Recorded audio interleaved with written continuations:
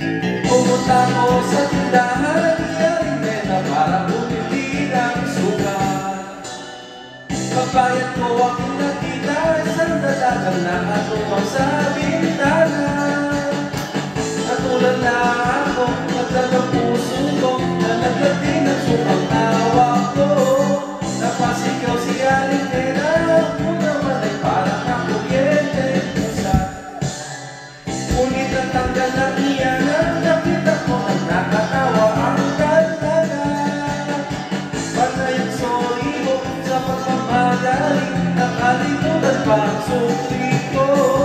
Pagdating sa bahay, nagaling si nanay, pero oks lang ako'y nababang na tunay. Tindahan ni Arimena, parang isang kwento pang pelikula.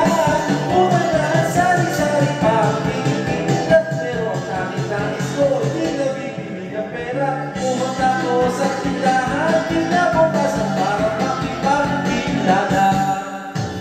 Ngunit ang sabi ni Arimena, habang maamay, huwag na raw ako umasa.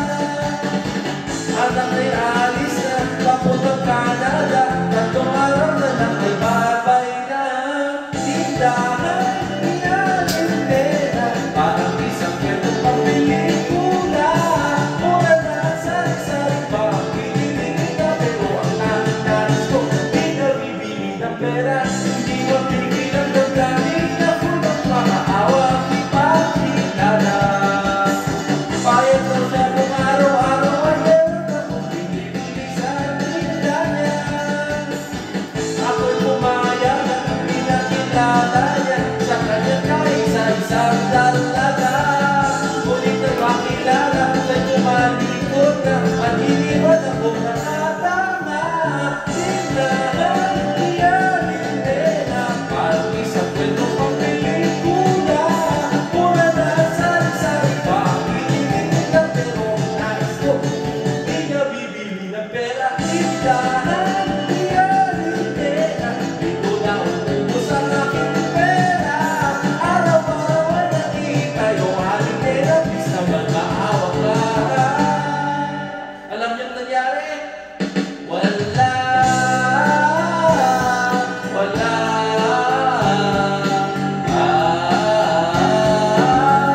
Oh, Diyos ko!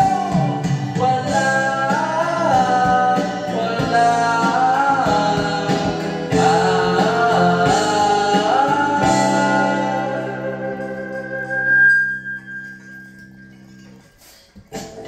With over 2 billion monthly